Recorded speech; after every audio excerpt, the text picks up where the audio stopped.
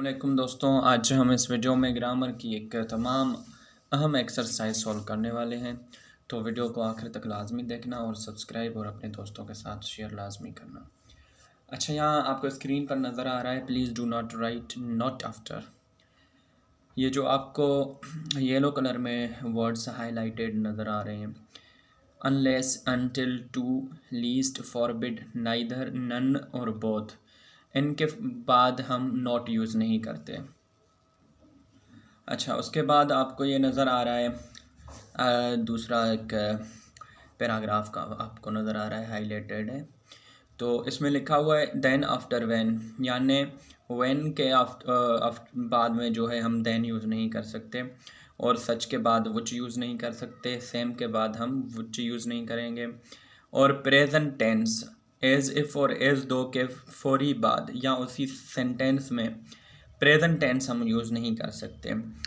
और उसके बाद एक ही जुमले में टू फ्यूचर टेंस यूज़ नहीं कर सकते। और उसके बाद आपको नज़र आ रहा है लेट। अब जहाँ पर लेट यूज़ होगा उसी सेंटेंस में, उसी जो जुमला होगा उसी में हम सेकंड या थर्ड फॉर्म ऑफ वर्ब इस्तेमाल नहीं कर सकते। अच्छा, अब हम हर एक जो वर्ड है उस पर एक कुछ एग्जाम्पल सेंटेंस लिखेंगे। तो वीडियो को आखिर तक लाजमी देखना और थोड़ा ध्यान देना, ठीक है। अब अनलेस पे हम एक वीडियो को जो है सेंटेंस बना के देखते हैं कि इसका जो सेंटेंस होगा वो कैसे होगा। तो आइए शुरू करते हैं। Have a cup of T unless you would not, अच्छा, you would prefer a cold drink, ठीक है। अब ये जो जुमला हमने लिखा है ये करेक्ट है, ग्रामेटिकली ये करेक्ट सेंटेंस है, ठीक है। अब इसका दूसरा हम लिखेंगे, लिख के आपको बताता हूँ जो इनकरेक्ट होगा, ठीक है ना।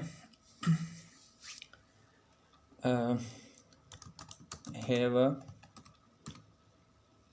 cup of tea unless you would not like a cold drink, ठीक है।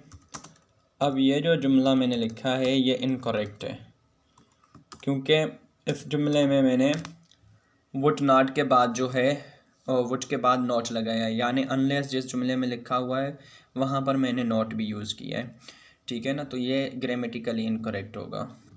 अच्छा, नेक्स्ट जो हमारा सेंटेंस होगा वो होगा अनटिल पे।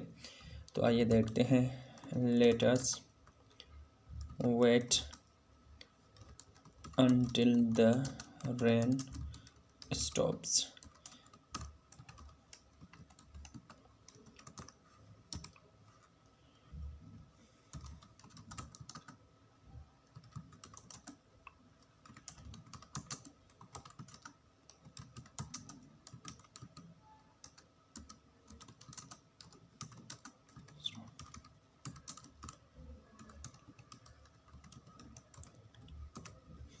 अच्छा, तो ये आपने सेंटेंस देखा कि अनटिल का जो पहला सेंटेंस है ना उसमें हमने लिखा है let us wait until the rain stops, ये ग्रामेटिकली करेक्ट है। उसके बाद आपको एक सेंटेंस नज़र आ रहा होगा, सेंटेंस नंबर 2, जिसमें है कि let us wait until the rain does not stop, यानी अनटिल के बाद हमने डज़ नॉट यूज़ किया है जो ग्रामेटिकली इनकरेक्ट है। अच्छा, उसके बाद आपको नज़र आ रहा है वर्ड टू। अब टू भी हम ऐसे ही लिखेंगे, इसमें भी जो है ना वो नॉट नहीं यूज़ होता। तो इसका मैं एक सेंटेंस आपको लिख के दिखाता हूँ जो कि करेक्ट है, ठीक है। The dress was too tight for me, ठीक है ना।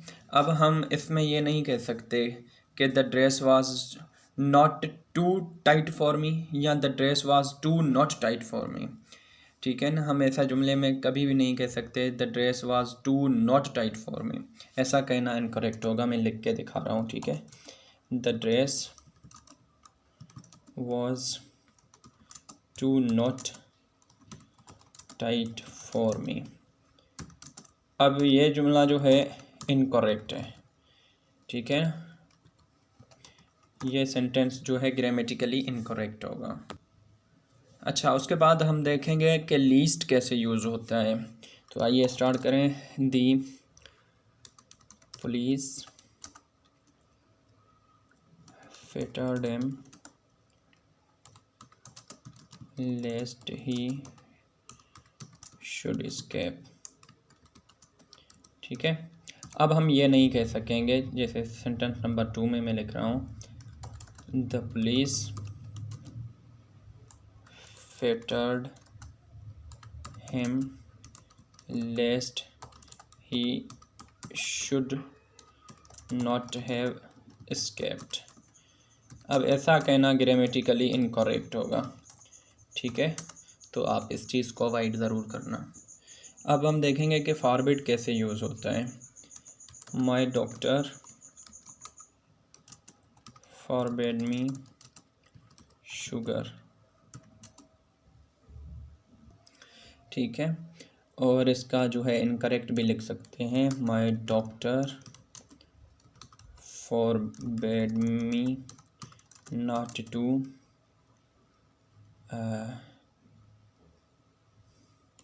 ईट शुगर मैसान।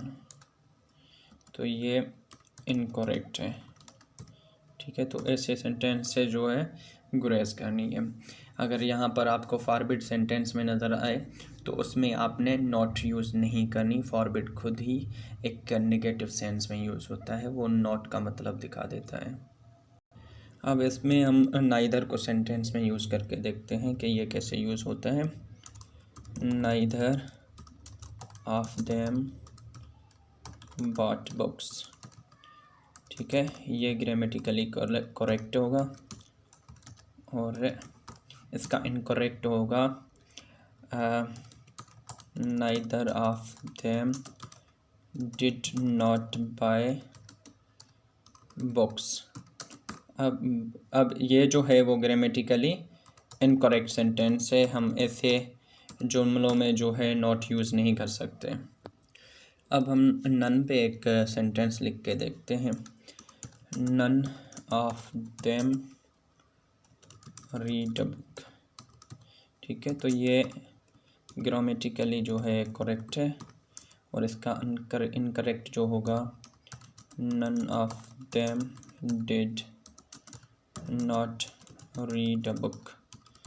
अब ये जो सेंटेंस नंबर 2 है ये ग्रामेटिकली इनकरेक्ट सेंटेंस है, ठीक है।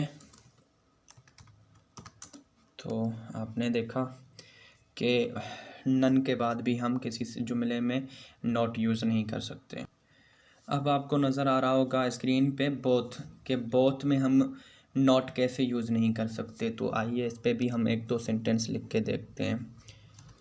बोथ ऑफ देम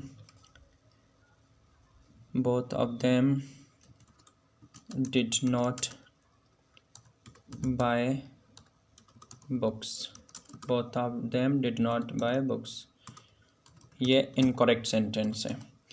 तो जहाँ कहीं भी आपने नेगेटिव या ना का सेंटेंस यूज़ करना हो, यानी कि आपने शो करना हो कि दो में से किसी ने भी कोई चीज़ नहीं की, तो वहाँ पर आप बोथ की जगह नन यूज़ करेंगे। नन ऑफ देम या none of the two buy books, ठीक है। तो ये आपका जो सेंटेंस होगा ये ग्रामेटिकली करेक्ट होगा। यानी अगर आपको कहीं सेंटेंस में नज़र आ रहा हो कि बोथ के बाद हमने या किसी ने नॉट यूज़ किया है, तो आप वहाँ समझ जाना कि यहाँ से बोथ हटाएंगे, वहाँ पर नन यूज़ करेंगे। नन ऑफ द टू या नन ऑफ देम यूज़ होता है वहाँ पर, ठीक है। अच्छा, अब आपको यहाँ पर स्क्रीन पे नज़र आ रहा होगा कि वैन लिखा हुआ है ना, तो अब व्हेन हम कैसे यूज़ करें, व्हेन के बाद देन यूज़ क्यों नहीं होता, तो आइए देखते हैं एक सेंटेंस इस पे भी लिख के। When I go to the beach I prefer swimming over sunbathing. ठीक है, ये ग्रामेटिकली करेक्ट सेंटेंस है। अब हम इसका इनकरेक्ट लिख के देखते हैं। When I go to the beach then I prefer swimming over sunbathing. ठीक है, तो ये इनकरेक्ट सेंटेंस होगा। अब इसमें देन यूज़ करने की कोई ज़रूरत नहीं है। जहाँ भी हम व्हेन यूज़ करेंगे उस सेंटेंस में देन लिखने की कोई ज़रूरत नहीं है। अच्छा, तो अब आपको नज़र आ रहा होगा सच के बाद हम व्हिच यूज़ नहीं कर सकते। जहाँ कहीं भी एक सेंटेंस में सच का जो सेंटेंस यूज़ हुआ हो या सच वर्ड यूज़ किया हुआ हो और वहाँ पर व्हिच यूज़ किया हुआ है, तो आप समझ जाना कि ये सेंटेंस जो है ग्रामेटिकली इनकरेक्ट है। और ये इनकरेक्ट क्यों होता है, आइए मज़ीद हम आपको क्लियरिफाई करके दिखाते हैं। There are a lot of things to do such as cooking। ठीक है, ये ग्रामेटिकली करेक्ट सेंटेंस है। और अब इनकरेक्ट में आपको करके दिखाता हूँ। There are a lot of things to do such which is cooking. ये जो है आपका ग्रामेटिकली जो है इनकरेक्ट सेंटेंस है। ठीक है ना, ये आपका इनकरेक्ट सेंटेंस है। आप जहाँ भी देखेंगे ऐसे जुमले जहाँ पर सच के बाद व्हिच यूज़ हुआ है, तो आप समझ जाना कि यहाँ पर ये जो है ग्रामेटिकली इनकरेक्ट है। मज़ीद ऐसे जो वर्ड्स हैं या क्या, तो उसको मज़ीद एलेबोरेशन के लिए, मज़ीद जो है एलेबोरेट करने के लिए आप Oxford new learners advance dictionary को कंसल्ट ज़रूर किया करें। अच्छा, इसके बाद आपको नज़र आ रहा है सेम वर्ड, सेम। अब सेम के बाद व्हिच यूज़ नहीं होता। ठीक है, तो आए इस पे भी हम एक सेंटेंस लिख के देखते हैं कि अगर हम इसमें व्हिच लिखेंगे तो वो इनकरेक्ट क्यों होगा। और children go to the same school as theirs.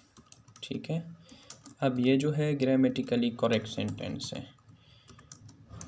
ठीक है, ये ग्रामेटिकली करेक्ट सेंटेंस है। अब हम इसका इनकरेक्ट लिख के देखते हैं। जैसे I bought the same car which yours. ठीक है, तो ये ग्रामेटिकली इनकरेक्ट सेंटेंस है। अगर हम इसमें से सिर्फ व्हिच को हटा देंगे और यहाँ पर हम एज लिख देंगे तो ये ग्रामेटिकली करेक्ट हो जाएगा। अच्छा फ्रेंड्स, इसके बाद आपको यहाँ स्क्रीन पे नज़र आ रहा है कि एज दो या एज इफ़ अगर किसी सेंटेंस में लिखना हो तो उसके बाद जो टेंस होगा वो प्रेजेंट सिंपल टेंस या प्रेजेंट टेंस कोई नहीं होगा। यहाँ पर इस किस्म का कोई भी अगर आपके पास सेंटेंस आ जाए तो उसमें आपने पास्ट का कोई भी टेंस यूज़ करना है। तो आइए देखते हैं इसमें हम कैसे लिख सकते हैं।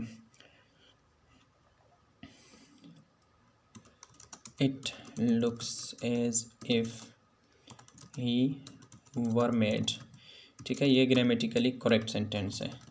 अब वैसे बेसिकली जो ही के साथ हम जो प्रेजेंट सिंपल में अगर कोई वर्ब यूज़ करते हैं तो वो यूज़ होता है इज़। ही इज़ होता है या ही हैज़ होता है, यानी कि ही के साथ जो हम वर्ब यूज़ करेंगे वो सिंगुलर वर्ब होता है। पर जब एज़ इफ़ या एज़ दो होगा तो उसमें हम जो है पास्ट वर्ब को यूज़ करेंगे, यानी पास्ट कोई टेंस यूज़ करेंगे। ठीक है, तो इसका हम इनकरेक्ट सेंटेंस भी लिख के देखते हैं कि इट साउंड्स एज़ दो, ठीक है, बात वैसे ही सेम में एज़ दो लिखो या एज़ इफ लिखो। इट साउंड्स एज़ दो यू और अ गुड बॉय या गुड मैन। ठीक है, तो ये ग्रामेटिकली इनकरेक्ट होगा। ठीक है, ग्रामेटिकली इनकरेक्ट है ये सेंटेंस। आपने इसमें पास्ट सिंपल या पास्ट का कोई भी टेंस लिख देना है। ठीक है, इसमें जो है प्रेजेंट टेंस यूज़ नहीं होता। या इसमें जो करेक्ट इसमें जो सेंटेंस होगा ये ऐसे भी होगा कि इट साउंड्स एज दो you had a good time. ठीक है, तो ये भी आपका ग्रामेटिकली करेक्ट सेंटेंस है। तो आप सिर्फ करेक्ट चीज़ों पर तवज्जो दें कि करेक्ट कौन सी है, और आपने सिर्फ करेक्ट चीज़ों पे ही फोकस करना है। अच्छा, उसके बाद आपको यहाँ स्क्रीन पे नज़र आ रहा है कि do not write two future tense in a single sentence. ठीक है, तो आपने अगर कहीं भी किसी भी जुमले में फ्यूचर टेंस यूज़ करना है ना, तो वो टू फ्यूचर टेंस एक सेंटेंस में यूज़ नहीं कर सकते। जैसे कि मैं आपको एक एग्जांपल लिख के दिखाता हूँ यहाँ पर कि he will say he will come, he will say he will come. अब अगर ऐसा जुमला आपको नज़र आए तो आप फौरी समझ जाना कि ये ग्रामेटिकली इनकरेक्ट सेंटेंस है। अब इसका जो ग्रामेटिकली करेक्ट होगा वो ये होगा कि he says that he will come. ठीक है, या he said that he would come. ठीक है, तो इस किस्म के सेंटेंसेस जो है होते हैं तो वो करेक्ट होते हैं। अगर आपने किसी एक सिंगल सेंटेंस में फ्यूचर टेंस को शो करना हो तो आप पहले टेंस में प्रेजेंट सिंपल, पहले ऐसे में जो होगा क्लास में वो प्रेजेंट सिंपल होगा या कोई भी जो है प्रेजेंट का टेंस यूज़ करें, और उसके बाद आप जो है फ्यूचर टेंस यूज़ कर सकते हैं। या आप पास्ट का कोई भी जो है टेंस यूज़ करके फिर विल की जगह वुड यूज़ करके आप फ्यूचर को शो कर सकते हैं। अच्छा, ये आपको आखिर में नज़र आ रहा है कि लेट, ठीक है ना, तो लेट में आपने जो है वो जो सेकेंड फॉर्म या third form of verb use नहीं करना। यहाँ पर वाज़े आपको स्क्रीन पे नज़र आ रहा है कि डू नॉट राइट सेकेंड और third form of verb after let, यानी जहाँ पर जिस सेंटेंस में आप लेट यूज़ करेंगे ना, तो उस लेट के फौरी बाद आप ना तो सेकेंड फॉर्म ऑफ वर्ब इस्तेमाल कर सकते हैं, ना थर्ड फॉर्म ऑफ वर्ब इस्तेमाल कर सकते हैं। तो आइए एक दो सेंटेंस इस पर भी लिख के देखते हैं। ठीक है, let us go out for dinner tonight। ठीक है, अब यहाँ पर आपने देखा कि let us के फौरी बाद जो है मैंने go लिखा है, ना कि मैंने gone लिखा है, ना ही मैंने went लिखा है। तो अगर यहाँ पर let us के बाद अगर gone होगा तो भी इनकरेक्ट होगा, या went होगा भी इनकरेक्ट होगा। तो इसको मैं मज़ीद जो है क्लियर करके दिखा रहा हूँ। ये आपका करेक्ट है, करेक्ट सेंटेंस है। ठीक है, अब इनकरेक्ट इसका यूज़ करके देखते हैं कि let us gone out for dinner, ये भी आपका जो है इनकरेक्ट है, ये भी आपका इनकरेक्ट सेंटेंस है। और अगर यहीं पे मैं कहूँ कि let us went out for dinner, तो आपको यहाँ पर भी नज़र आ रहा है कि ये जो जुमला मैंने लिखा है, जो सेंटेंस है, ये भी ग्रामेटिकली इनकरेक्ट सेंटेंस है। ठीक है, तो ये था हमारा आज का वीडियो, और उम्मीद है कि आपने इस वीडियो में काफ़ी कुछ सीखा होगा, आपको काफ़ी कुछ सीखने के लिए मिला होगा। तो आपको कैसी लगी मेरी ये वीडियो? अगर आपको ये वीडियो पसंद आई और आपको ग्रामर की ये पॉइंट्स जो मैंने आपको समझाना चाहिए, अगर ये पॉइंट्स आपको सही से समझ में आई हैं तो कमेंट में नीचे अपनी राय का इज़हार ज़रूर देना और दुआ में याद रखना। शुक्रिया। अल्लाह हाफ़िज़।